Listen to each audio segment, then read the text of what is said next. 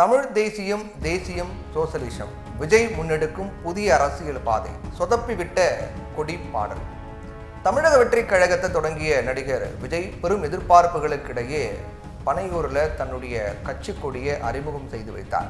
பிளிரும் யானைகள் ரெண்டு பக்கமும் இருக்க நடுவில் வாகை பூவுடன் மேலே கருஞ்சிவப்பு, நடுவில் மஞ்சள், கீழையும் கருஞ்சிவப்பு சிவப்பு என்கிற வண்ணங்களில் தனது கொடியை அறிமுகம் செய்து வைத்திருக்கிறார் விஜய். தமிழகத்தில் மூவேந்தர்களின் படையாகவும் திகழ்ந்தது யானைப்படை. வாகை மரம் வலுவான மரமாகவும் தமிழர்கள் வாழும் பகுதிகளில் காணப்படக்கூடிய பழமையான மரங்களுள் ஒன்றாகவும் கருதப்படுது.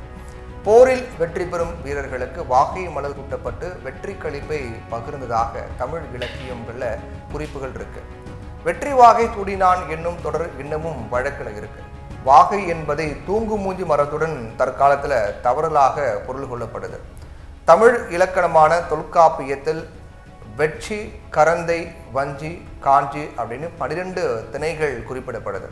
இதில் வாகை திணை என்பது வெற்றி பெற்ற அரசனும் அவனது வீரர்களும் வெற்றியின் அடையாளமான வாகை பூவை சூடி வெற்றியை கொண்டாடுவதை குறிக்கும் அப்படின்னு புறப்பொருள் வெண்பா மாலை குறிப்பிடுது.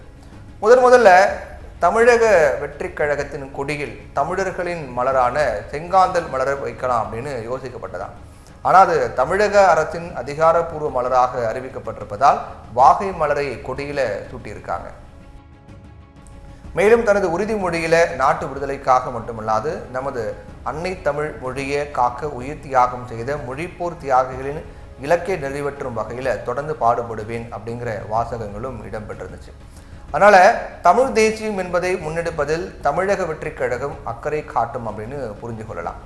அதே போல விஜய் மற்றும் கட்சியினர் எடுத்துக்கொண்ட உறுதிமொழியில இந்திய அரசியல் அமைப்பு சட்டத்தின் மீதும் அதே போன்று இறையாண்மை மீதும் நம்பிக்கை வைத்து அனைவருடனும் ஒற்றுமை, சகோதரத்துவம், மத நல்லிணக்கம், சமத்துவம் ஆகியவற்றை பேணி காக்கின்ற பொறுப்பு உள்ள தனி மனிதராக செயல்படுவேன் அப்படின்னு சொல்லியிருப்பதன் மூலமாக இந்திய நாட்டின் இறையாண்மைக்கு உட்பட்டு தமிழ் தேசியத்திற்காகவும் குரல் கொடுப்போம் அப்படின்னு சொல்லாமல் சொல்லியிருக்காங்க.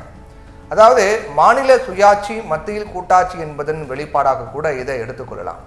மேலும் சாதி, மதம், பாலினம், பிறந்த இடம் ஆகியவற்றின் பேரில் இருக்கக்கூடிய வேற்றுமைகளை களைந்து மக்களிடையே விழிப்புணர்வை ஏற்படுத்தி அனைவருக்கும் சம வாய்ப்பு, சம உரிமை கிடைக்க பாடுபடுவேன் அப்படின்னு உறுதிமொழியில் கூறியிருப்பதன் மூலமாக சோசலிச கருத்தையும் உள்ளே புகுத்தியிருக்கிறார் விஜய். இப்படி தமிழ் தேசியம் தேசியம் சோசலிசத்தின் கலவையாக தமிழக வெற்றி கழகம் காட்சியளிப்பதாகவே தெரியுது. அதோட உறுதிமொழியின் இறுதியில உளமாற உறுதி கூறுகின்றேன் என்பதுதான் அப்படின்னு சொல்லியிருக்காரு. கடவுள் அறிய இறைவன் பெயரால் என்று சொல்லாம இப்படி கூறியிருப்பதன் மூலமாக மதசார்பற்ற தன்மையை உறுதிப்படுத்தியிருக்கிறார் அப்படிங்கிறாங்க.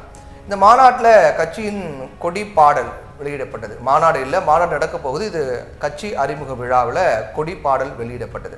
இந்த பாடலை கவிஞர் விவேக் எழுத தமன் இசையமைத்திருக்காரு. தமிழா தமிழா நாம வாழ போறோமே, ஒரு கரையில்லாத கையை பிடிச்சி போக போறோமே, தமிழன் கொடி தரும் கொடி, வீரக்கொடி, விஜய் கொடி, ஆதிய சூடிய காக்கும் கொடி, இரத்த சிவப்பு நிறம் எடுத்தோம், இரட்டை யானை பலம் கொடுத்தோம், நரம்பில் ஓடும் தமிழ் உணர்வை உருவி கொடியின் உயிர் கொடுத்தோம் என்கிற வரிகள் மூலமாக விவேக் பாடலுக்கு உயிர் கொடுத்திருக்கார். ஆனால் இசையமைப்பு தான் சொதப்பிச்சு அப்படின்னு சொல்லப்படுது. கொடி பாடல் அப்படிங்கிறது கம்பீரமாகவும் கணீர் என்றும் ஒலிக்கும் குரலுடனும் வார்த்தைகளை தெறிக்கு விடுவதாகவும் இருக்கணும். ஓடி வருகிறான் உதயசூரியன் என்கிற ஆண் குரலில் பாடும் பாடலாக இருக்கட்டும், வாசெங்கும் இரட்டை இலை கோலமிடுங்கள் என்கிற பெண் குரலில் ஒலிக்கும் பாடலாக இருக்கட்டும், 2 கழக கூட்டங்களிலும் என்னைக்கும் கம்பீரமாக முழங்கும் பாடலாக அது அமைந்திருக்கு.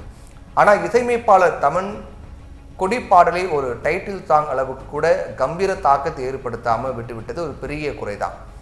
மேடை ஏறி பேசிய நடிகர் விஜய் தமிழ்நாட்டில் நிலவக்கூடிய பிரச்சனைகள் குறித்தும் தனது கட்சியின் கொள்கைகள் குறித்தும் பேசுவார் அப்படின்னு எதிர்பார்த்த மக்களுக்கு ஏமாற்றம் தான் வந்திருக்கு. அதை பற்றி எல்லாம் கட்சி மாநாட்டில் விரைவில் பேசுகிறேன் அப்படின்னு நன்றி கூறி விடைபெற்றார் விஜய். மாநாடு வெற்றிக்காக அவர் இதை ஒத்தி போட்டிருப்பார் அப்படின்னு தெரியுது. இப்போதே திமுக பாஜக எதிர்ப்பு அரசியலை அறிவித்தால் அது மாநாட்டிற்கு இடையூறுகளை ஏற்படுத்தும் அப்படின்னு கூட அவர் கருதியிருக்கலாம். இதிலிருந்து மிகவும் கவனமாக அரசியலில் விஜயை காய் நகர்த்துகிறார் அப்படிங்கிறத புரிஞ்சு கொள்ள முடியுது.